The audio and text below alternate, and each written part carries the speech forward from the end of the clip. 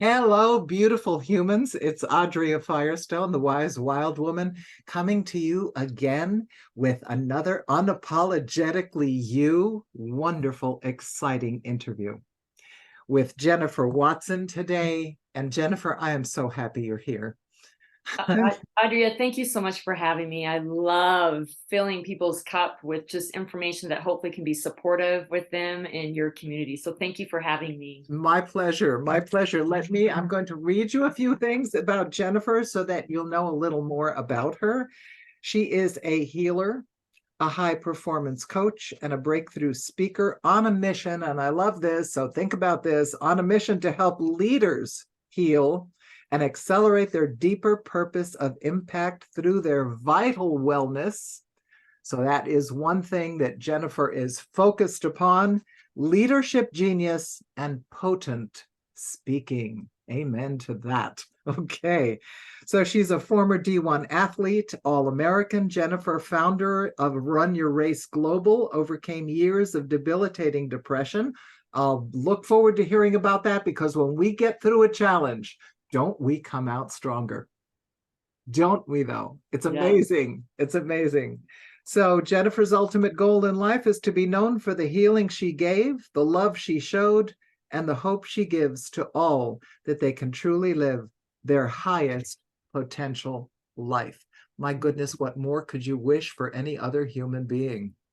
Absolutely, Audria. And it is such a passion of mine. And one of, I believe, my callings is allowing people to really truly heal. And once that healing happens, you can actually start activating these traits we're talking about: your unique genius, your unique voice, your unique impact you want to give to the world at an accelerated rate. But it truly does start with healing. And a lot of times our journey starts with that before we can get to that other side of our true calling. And I want to see more and more women and men, for that matter, really live more unapologetically. And it really starts with you understanding not to shame your pain, but heal that and move into a space of becoming powerful you. How wonderful not to shame your pain, but to Mhm. heal from it. Tell Mhm. us a little bit about what you've gone through, because I realize that almost every one of us on this planet has gone through some sort of trauma. Yeah. We all have. It's a matter of levels. Was it exceptionally deep? Was it a little bit lighter? Rarely does someone come out and say, "Oh, my early life was just a breeze. It was just so much fun. I'm perfectly adjusted, and here I am, world." That is a very rare occurrence on this planet. Jennifer, tell us some of your journey, please. Yeah, absolutely. I always summarize in this because I know a lot of people probably listening to Mhm. your amazing podcast are high performers, high achievers, people that really Yes. want a lot out of life. The problem with that, often many of us connect high performance to love, to being seen, to kind of getting ahead, being competitive about it, and really not moving from a space of true mastery and high performance. And the reason why I bring that up is I was a high performer in many areas of my life growing up, in Certainly. sports, The in sports, the school, athletes. having friends and having all this stuff.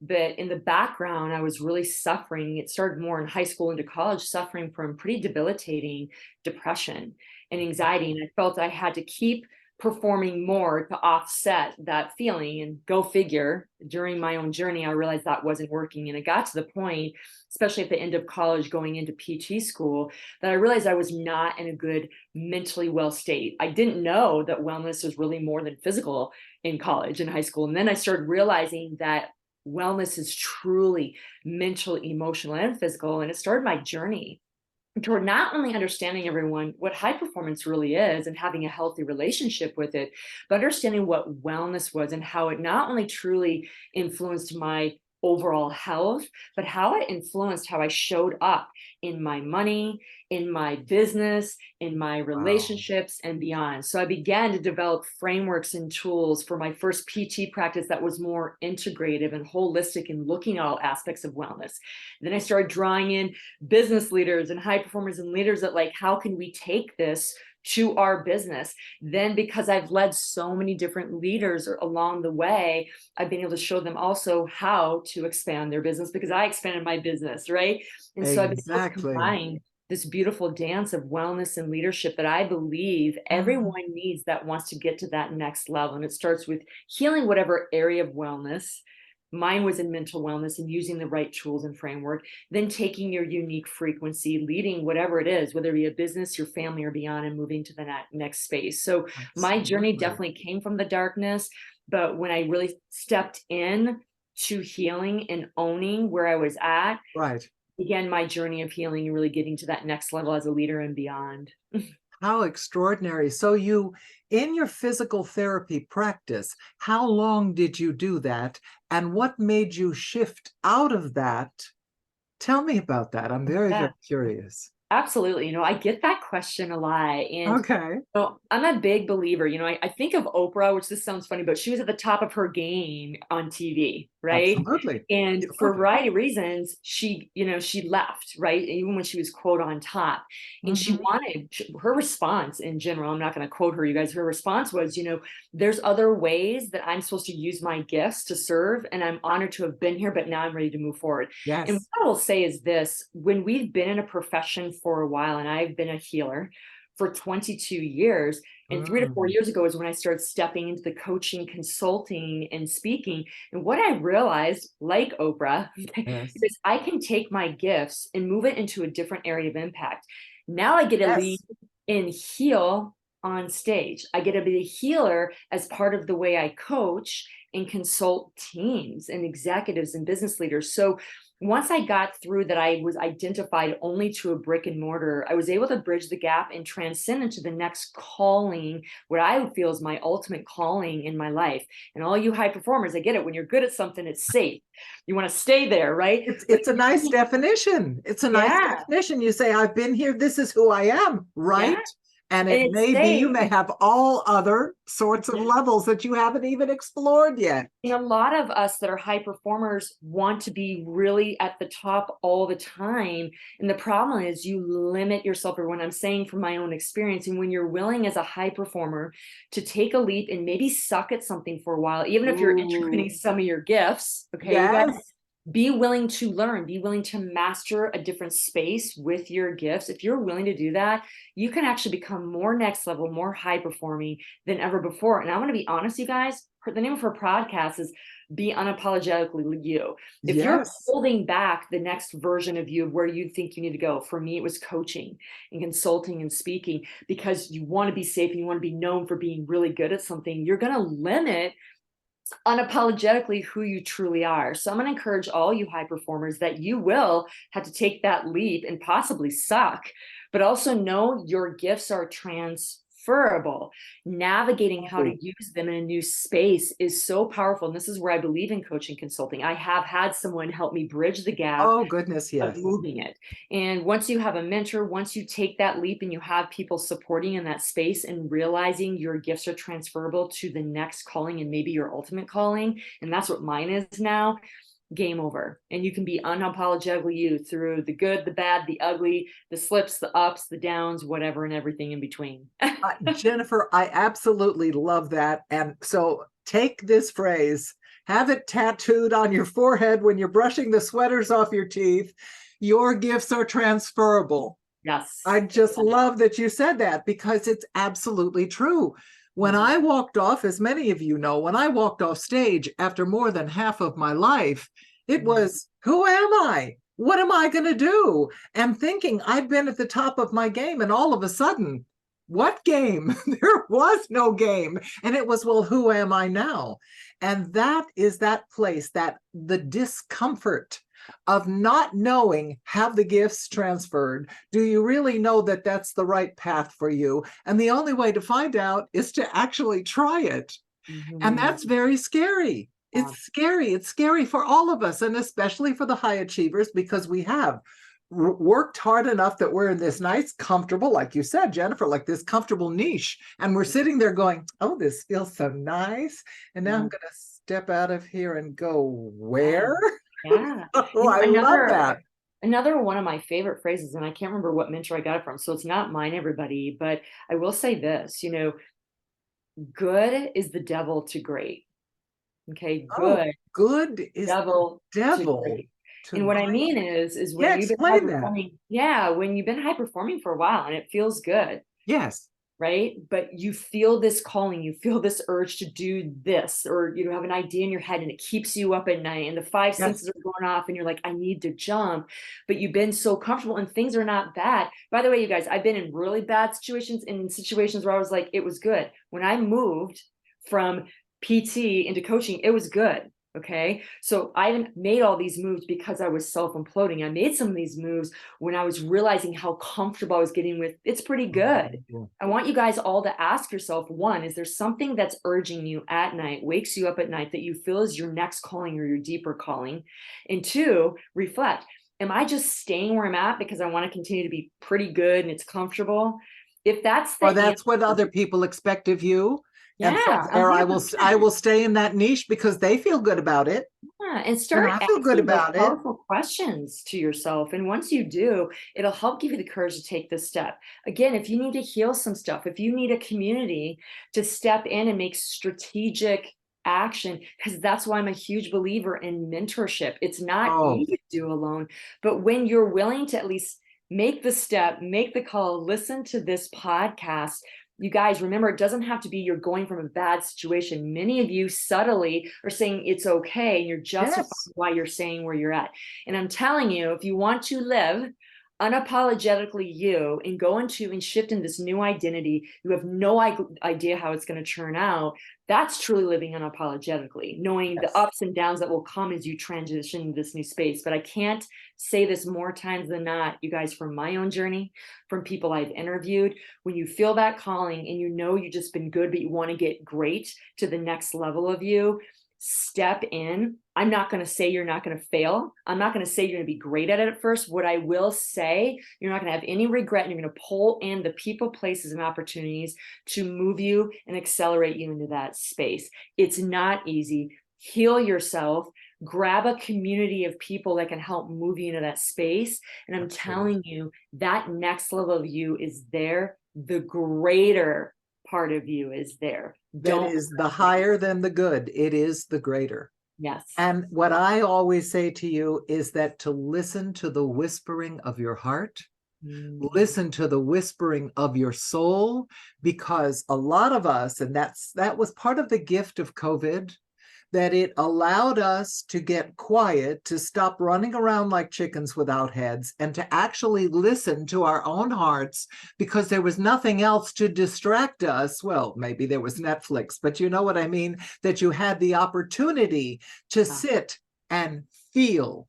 Yeah. And a lot of us, the high achievers, were so busy doing that we've forgotten how to be, and we don't sit with ourselves and meet the discomfort, because even though on the surface it looks really good, there's something else that is saying, come to me. Yeah. Want to try this? It's interesting that you said that about COVID, because a lot of high performers were really struggling. And one way that I really teach leadership and wellness differently is partly what you're talking about. So I'm a practitioner by trade, you guys. I'm always going to give you the chemistry, the science behind it. Yes. But many times when we're so used to high performing and doing, it actually does. By the way, everyone, this is okay. It actually feels unsafe to not do. It feels unsafe to kind of be average. It feels unsafe to not know where you're going. It feels unsafe, actually, most importantly, to feel.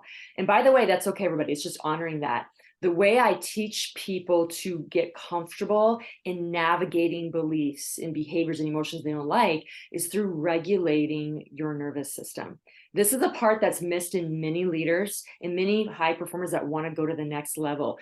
Your body doesn't know how to be calm. It doesn't know how to digest crummy emotions because you've taught it to do it that way. Okay. So what I do in my programs is rewire and break down the chemistry of the mind and body and how it reacts to things like 2020, because that's going to happen again, whether it be in your business, personal and professional life. Always. You learn to regulate your nervous system. There is a strategy. There is framework to do that, everyone. Again, that's where I believe in coaching, because you can actually heal that stuff so you can actually respond to, quote, adversity, hard times, uncomfortable emotions in a powerful way. When you learn to do that, your healing journey begins and your next level of you begins. So I agree with you. That's where we started. And some people are still wavering in that. And this is where coaching is really necessary to pull in, So help you necessary. regulate those emotions, regulate your body to believe, heal, and believe what you want for it next. And that does take strategies and frameworks, not you just saying, I'm going to be better. Your body's ingrained a certain way, and we're here to support you on that. And that's so important for me, for people to get that.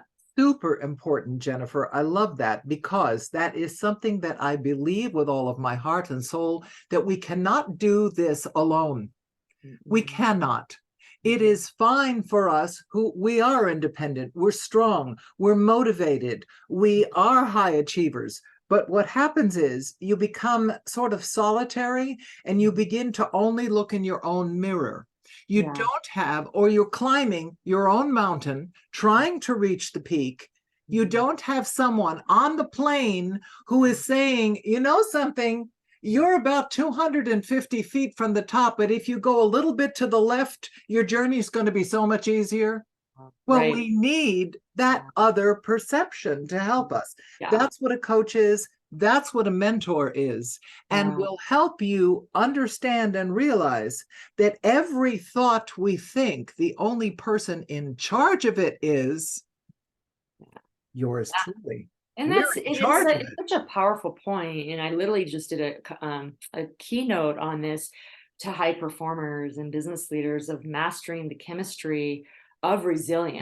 Tell me. What I mean by that is what you just said. Many of us high performers wear it like a blue badge of honor or a gold star, that everything, quote, air quotes, you guys, has to be hard to attain the outcome. Everything has to feel resistance. Yes. Everything has to feel exhausted. And it's like our badge of honor. And by the way, everyone, I'm not going to say it didn't serve you for a while. Many people that come to me have been successful. What they're understanding is they're feeling like crap. They're finally self-imploding mentally, emotionally, spiritually. None of it's worth it. What I'm teaching them is there's a way of mastering resilience during, quote, hard times, change, and growth, where you can stay healthy, vital, high energy, in charge, good brain clarity. But it starts with rewiring what resilience actually means. And by the way, it doesn't mean life doesn't get lifey, everyone, and that things aren't hard in life. But what I'm trying to get high performers to understand, you're not supposed to be in fight or flight and exhaustion 24/7. You're going to have hard parts of the day, but when you learn frameworks that help you stay in vitality, stay in your zone of genius, no matter what's happening in your environment, and shift back in, those are the ones that win this game called life. And that's something I'm super passionate about. And that's how I combine my practitioner and leadership work, because a lot of our leaders have been successful. High performers are really struggling, Adria, and we want to see them be vital so they can powerfully step in, and their team can do the same. And when you do that, you can be unapologetic and unstoppable in the impact you want to create and make a lot of money doing it. Amen to that. Absolutely. Because one of the things that I find, and I'm going to ask you about this, because as a healer, as someone who understands the cycles of the physical body as well, why is it that those of us who are high performance will push ourselves to the max when our body is screaming, will you please sit down and rest? Talk to me about what a sin it is to rest, or is it of something vital that we need to pay attention to? This is the other side of what you just said. There's so many, there's so many layers to that, and it'd probably take a whole nother podcast to really deal with those layers. However, I will say, do. It's up to you guys. If you want to hear more from Jennifer, we'll do part 2 and part 10. All right. 100%. I would love to do that for your listeners, but I will say this. Usually when we are conditioned to drilling ourselves in the ground, there are family dynamics, traumas from our childhood, traumas from our adult life that have wired us. Okay, you guys, when I say traumas, like we said at the beginning, they can be small or big. Whatever causes you to go into fight or flight, freeze, or feeling unsafe, that's a trauma. And it's been wired in your brain to believe a certain way to, quote, keep you safe. It doesn't mean that it's safe or not. It's just what the body has learned to do from traumas in our past. The little amygdala is sending its signals, and the body goes, okay, I'll handle this. Don't worry, I'll handle it. To hijack the brain and override the amygdala. I will say this, the greater the trauma, that's where coaching sometimes you need to go a little deeper with frameworks to actually break that. If the deeper the trauma is, A lot of people download things from YouTube and take one-off courses to start the process. You guys, I think that's beautiful. Ultimately, at the end of the day, if you're finding that you've done that, okay, you're aware of the connection here that I need to drill myself in the ground, that's not healthy. Great, you guys. And you've started doing some things from online, maybe free or cheaper courses. If you're still seeing that desire to not be calm, be in exhaustion, do this The tremendous pushing. Yeah.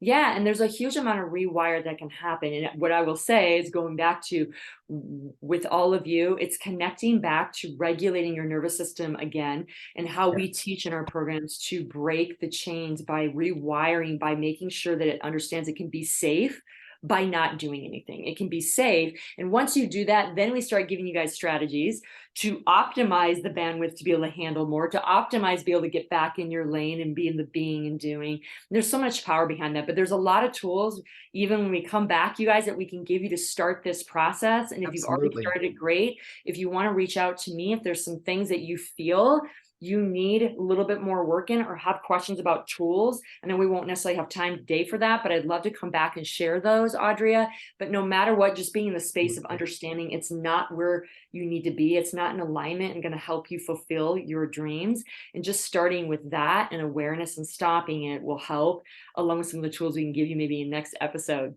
I love that. Already we're working in the next episode. You see that? We're very sneaky. But what I love about this is, I will give you a word that I use. I'm wondering how, Jennifer, you feel about this. My word is allow. Now, my controlling brain wants to put all the yellow ducks over here, all the blue ducks over here, the red ones are in the middle, everything is in order, and I have absolute control. Ha, ha, ha. As my pop used to say, baby girl, he was from North Carolina, baby girl, all I can say to you, once you think you got it all figured out, life's going to come and whoop you upside the head. That's right. So that's what happens. But also what happens when you have the courage to open your hands and ask yourself, have I done everything I can do in this situation? Have I done all I can do? And everything inside of you says, yes. So either I need to get some help to go to another level. I need to allow myself to back down and just allow something to unfold. Like seeing a beautiful carpet unfold in front of you. You worked so hard on creating the carpet. Sometimes you have to allow it to unroll. Does allow ever figure into anything you do, Jennifer? 100%. Oh, tell me. Yeah, surrender and allow. I know this will be the last thing we probably need to, unfortunately, need to dial in and stuff, because I have to go to the next next episode. I would have to, yes. But what I will say is this, you guys.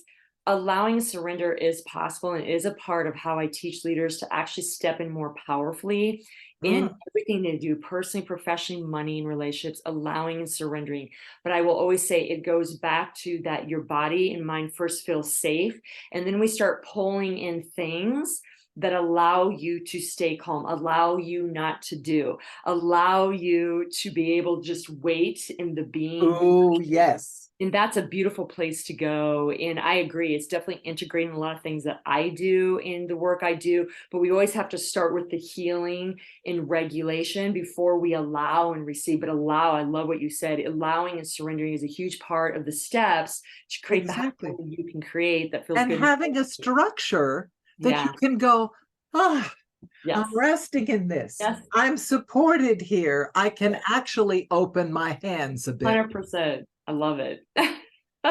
Jennifer, you and I could go on for 7 hours. I'm absolutely sure of this, but I had to introduce this magnificent, wise, wild woman to you, Jennifer Watson. And how can my wonderful women get a hold of you? How do they find you? And then she is absolutely going to send me a list that I'll put down in the show notes, so you'll have everything there. But at least tell us, do you have a gift you can give us? Tell The us, best way tell to us. reach me is I'm on LinkedIn at Jennifer Watson. I'm also on Instagram at the Jennifer Watson.